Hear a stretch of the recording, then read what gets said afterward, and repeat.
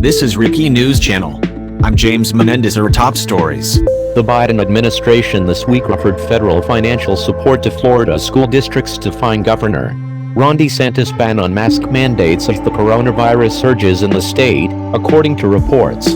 U.S. Education Secretary Miguel Cardona wrote in a letter to DeSantis and State Education Commissioner Richard Corcoran on Friday that defiant districts that lose state funding would have federal funds available to them, according to Politico.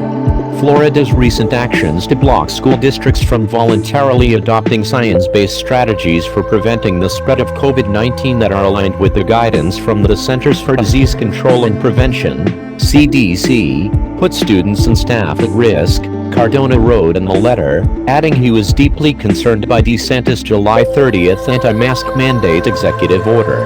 Cardona said the districts were in line with guidance from the CDC, which earlier this month recommended universal mask wearing in K-12 schools, regardless of vaccination status, to slow the spread of the Delta variant. We are eager to partner with the Florida Department of Education on any efforts to further our shared goals of protecting the health and safety of students and educators, he added.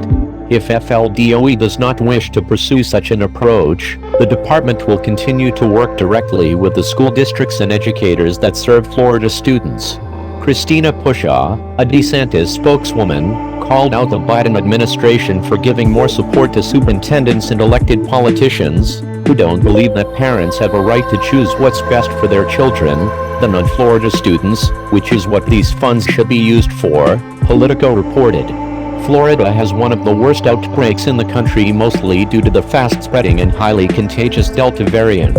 In the last week, Florida and Texas accounted for 40% of the country's virus hospitalizations, and Florida has hit new record highs for case totals, the White House and reports said.